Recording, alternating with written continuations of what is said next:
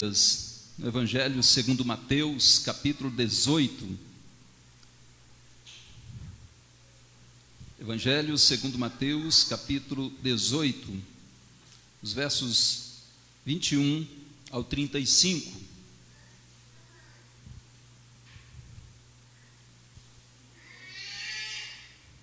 Diz assim: Então Pedro, aproximando-se, lhe perguntou: Senhor, até quantas vezes meu irmão pecará contra mim que eu lhe perdoe? Até 7 vezes? Respondeu-lhe Jesus: Não te digo que até 7 vezes, mas até 70 vezes 7. Por isso o reino dos céus é semelhante a um rei que resolveu ajustar contas com os seus servos. E passando a fazê-lo, trouxeram-lhe um que lhe devia 10.000 talentos. Não tendo ele, porém, com que pagar, ordenou o Senhor que fosse vendido ele, a mulher, os filhos e tudo quanto possuía, e que a dívida fosse paga.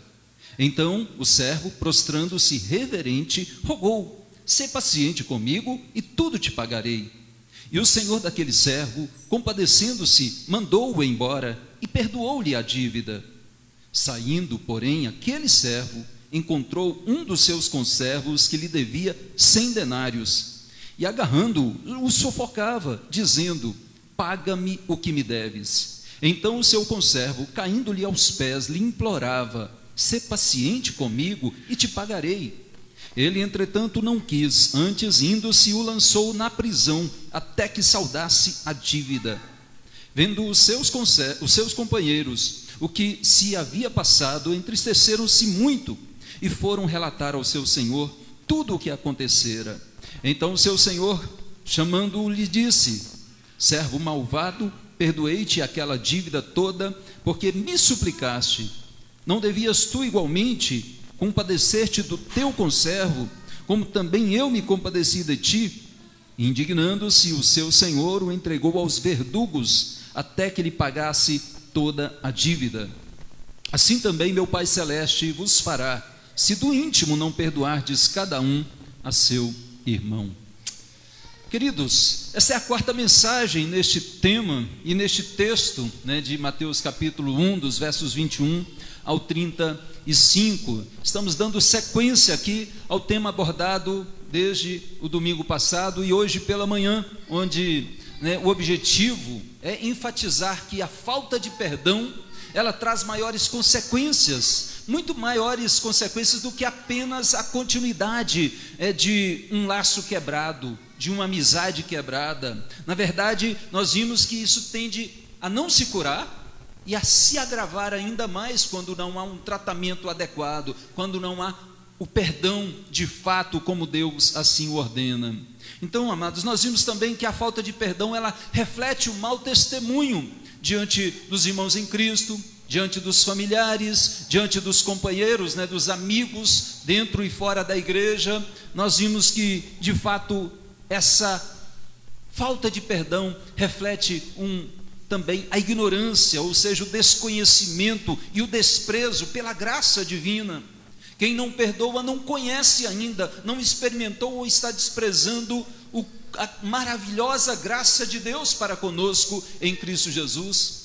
Quem não perdoa também, nós vimos que está ignorando e desprezando a justiça divina, que não é conforme a nossa justiça própria, pessoal.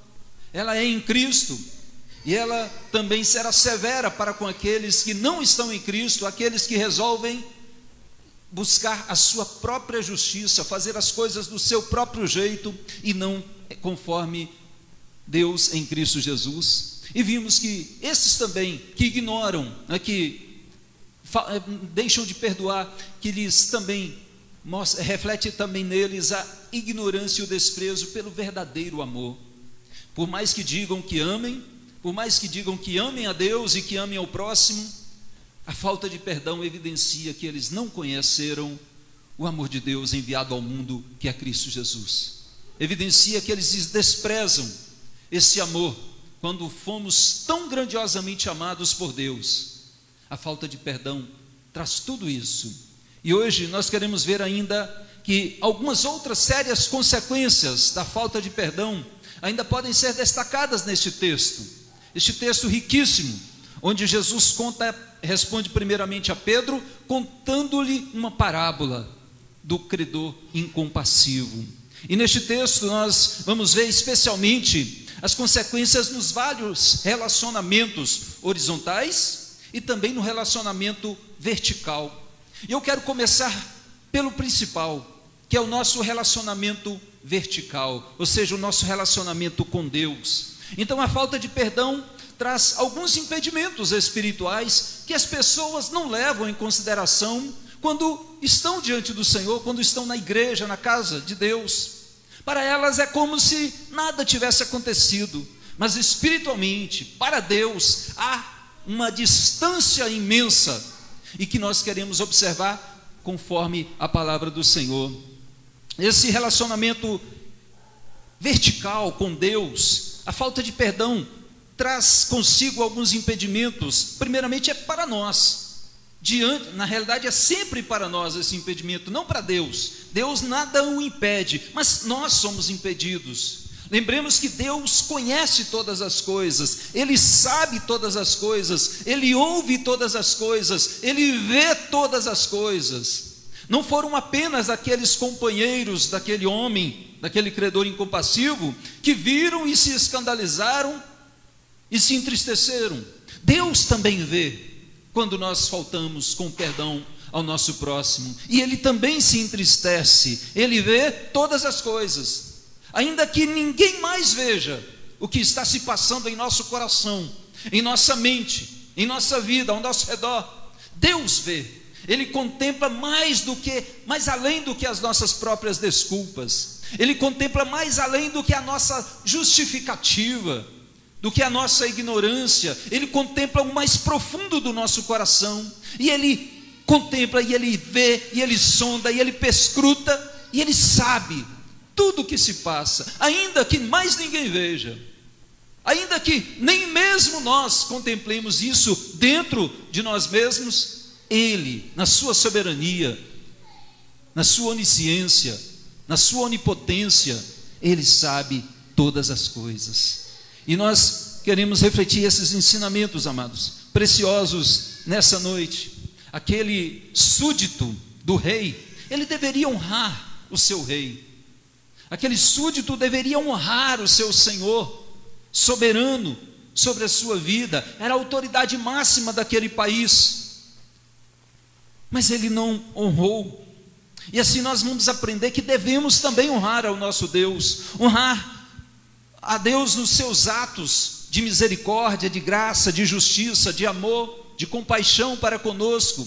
Aquele homem não honrou a Deus. Nós fomos criados, queridos, para agradar a Deus e para glorificá-lo com a nossa vida, com todo o nosso ser, com o que falamos, com o que pensamos, com o que agimos. Mas nós somos ensinados que a falta de perdão, ela não honra a Deus. Pelo contrário, ela desonra a Deus. Ela não glorifica a Deus em nada. Pelo contrário, envergonha o nome do Senhor diante das pessoas. Nós somos ensinados sobre essa gravidade das consequências da falta de perdão. Queridos, tudo isso afeta e traz consequências e impedimentos para o nosso relacionamento com Deus. Isso vai ainda cada vez mais íntimo. Por exemplo, em relação à oração. Tem pessoas que oram a Deus ou rezam diante de Deus, ainda com a vida carregada de pecados, ainda com a vida carregada de falta de perdão, de ódio, de amargura, de rancor pelo próximo, desejando o mal, a vingança do outro, mas ainda se atrevem a se achegarem diante de Deus em oração. Observe que primeiramente este homem aqui pediu ao rei, e tudo que ele pediu, o rei lhe concedeu. E lhe concedeu muito mais do que ele lhe pedira. Veja, perdoei-te aquela dívida, diz aí, perdoei-te aquela dívida toda, porque me suplicaste. Então aquele credor, ele suplicou ao rei, o rei atendeu e lhe perdoou toda aquela dívida. Mas isso, observe que foi antes dele se recusar a perdoar o seu próximo, aquele outro que lhe devia. apenas 100 denários. Jesus, em Marcos capítulo 11, versículo 25, diz: e quando estiverdes orando, se tendes alguma coisa, ou seja, um ressentimento contra alguém, perdoe. Você está orando, lembra que tem alguém ofendido com você, ou que você está ofendido com alguém, por ofensa ou por ser ofendido, você não deve continuar na oração, você deve primeiro perdoar. É o mandamento do Senhor Jesus, é o ensinamento dele para mim e para você. Ou seja, antes de orar, ou antes de continuar orando na oração, é preciso perdoar. Para Jesus, o não perdoar se torna impedimento para a oração, a qual pode até continuar falando, mas vai estar falando em vão. A oração será em vão. Alguns dizem que a oração não passa do teto, né? Eu não gosto dessa expressão, porque não precisa passar do teto, Deus está presente, né? Não precisa passar do teto, Deus está aqui, Ele ouve a nossa oração, Ele sonda a nossa oração, não é quando ela sobe, é quando ela está ainda no nosso coração, ainda a palavra nem chegou na nossa língua, Ele já sabe toda. Mas de fato, não adianta orar quando o coração está amargurado, quando ainda está com ódio do irmão, quando ainda não liberou o perdão. É isso que Jesus está dizendo. E o Senhor também afirma em Isaías capítulo 1, versículo 15, diz: quando multiplicais as vossas orações, não as ouço, porque as vossas mãos estão cheias de sangue. Ou seja, mãos carregadas de sangue, de iniquidade, de pecado. E a oração, as vozes, as súplicas, o clamor, eles acham que estão subindo, e Deus está dizendo: eu não ouço as vossas orações. Você pode até continuar falando e multiplicar essas orações aí durante horas e horas, isso não vai resolver nada, não vai curar, não vai tratar. Eu não as ouço, porque há pecado. E aqui essas mãos cheias de sangue, elas estão aqui falando no contexto dos pequeninos, dos órfãos, das viúvas, dos que são esquecidos. É justamente destes que Jesus está dizendo, destes que a pessoa nega o perdão. A estes Deus não ouve. Como diz o hino, Deus não ouve as suas preces com favor. É preciso parar e refletir. Observe que agora, então, no final desse texto, já não há mais conversação entre o rei e aquele súdito. No começo, o rei chamou, o servo falava, o rei respondia, mas agora não há mais súplica, não há mais clamor deste servo, nenhuma palavra é registrada, apenas o rei fala, apenas o rei dá a sentença para aquele credor incompassivo. Então não há mais um diálogo, não há mais súplica, não há mais oração. Por quê? Por causa da falta de perdão.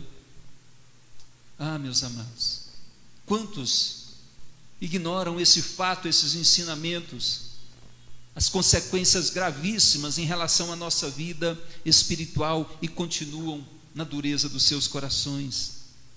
Mas o impedimento também é para estar e continuar na presença de Deus, ou seja, adoração, não só a oração, mas também a adoração. Aquele homem cheio de dívidas, aquele homem cheio de pecados, aquele homem não perdoador, foi lançado para longe do seu rei, para longe do seu Senhor. Observe que assim também é o pecado para conosco, ele nos separa de Deus.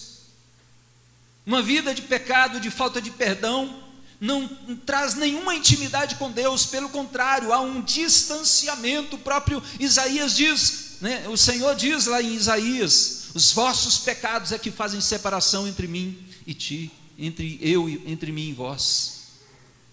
Era essa a situação, ele foi lançado para longe, e como nós bem sabemos, a falta de perdão é pecado, e torna a pessoa que o cometeu culpada diante do Senhor e distanciada de Deus. Então a insistência em não perdoar é um pecado contínuo, ou seja, é um não arrependimento, é uma afronta para com Deus, é uma afronta para com o Senhor, porque ela continua pecando deliberadamente.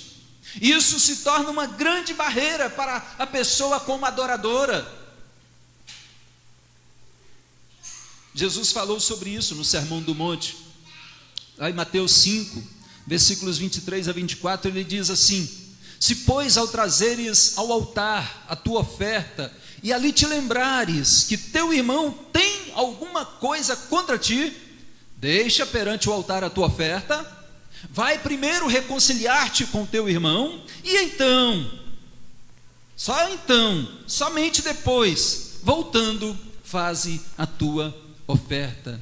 Ou seja, é preciso ter essa compreensão de que a oferta, a adoração, o culto entregue a Deus, ofertado a Deus, com um coração sujo, impuro, cheio de mágoas e de ódio, ele não vai ser aceito por Deus. A igreja pode estar cheia, Deus não está preocupado, primeiramente, não é com isso. Ele quer o nosso coração, mas um coração consagrado, limpo, obediente, temente a Deus. O Senhor diz também lá em Isaías: quando vindes para comparecer perante mim, quem vos requereu só o pisardes os meus átrios? Vocês veem, o judeu achava que só pelo fato de pisar no templo, ele estava limpo, ele estava perdoado. Pisei no templo, entrei na casa de Deus, no santuário do Senhor, estou salvo, estou lavado dos meus pecados, mas ainda com ódio, ainda com amargura, ainda não perdoando o próximo. E Deus diz: quem vos requereu só o pisardes nos meus átrios? A lei judaica, na lei judaica havia a prescrição dos sacrifícios que deveriam ser feitos conforme os variados tipos de pecados. Havia, por exemplo, os pecados por ignorância, os pecados ocultos, os pecados por sacrilégio, que era tocar nas coisas sagradas de alguma forma, pelos pecados voluntários. Estes pecados voluntários, aqui, nestes a pessoa deveria restituir o próximo que foi defraudado em alguma coisa, ele dava de volta o que ele tirou do próximo, e ainda restituiria a quinta parte, ou seja, 20% de acréscimo. Mas isso, diz o texto lá, que é no dia da oferta pela culpa, quando ele então iria entregar aquele carneiro sem defeito para o sacerdote, e o sacerdote ofereceria aquele sacrifício, e ele então seria perdoado. Mas antes dele oferecer esse sacrifício, a oferta pela culpa, ele precisava restituir, ele precisava se ajustar com o seu próximo, ele precisava pedir perdão, para então depois vir até o altar e entregar a sua oferta ao Senhor. Ainda em Isaías, Deus diz assim: não continueis a trazer ofertas vãs, o incenso é para mim abominação, não posso suportar iniquidade associada ao ajuntamento solene. Então a questão que Jesus está abordando nesses textos mencionados, que Isaías está abordando, é a mesma. É um impedimento para adorar, é um impedimento para ofertar, para poder trazer a Deus o seu dízimo, a sua oferta, a sua oração, a sua adoração, o seu louvor, a sua vida dedicada no altar. É preciso primeiramente haver esse conserto com o próximo, para então estar diante do Senhor em louvor, em adoração. Deus procura de fato verdadeiros adoradores que o adorem em espírito e em verdade. Mas ao invés disso, muitos estão indo na contramão. Muitos estão, ao invés de agir em espírito, estão agindo na carne. Ao invés de agir em verdade diante do Senhor e adorando em verdade, estão agindo em hipocrisia, falando uma coisa diante de Deus, mas vivendo outra lá fora.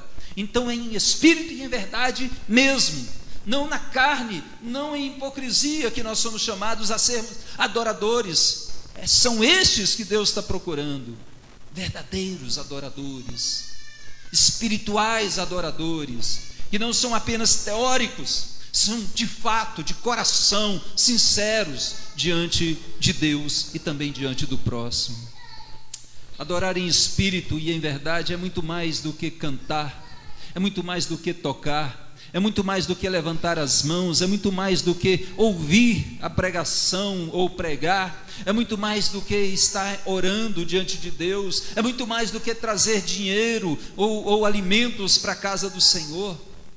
Adorar em espírito e em verdade exige de fato obediência a Deus. Deus diz: misericórdia quero, e não holocaustos. Jesus diz isso lá em Mateus, no capítulo 12, nesse mesmo livro, um pouquinho atrás.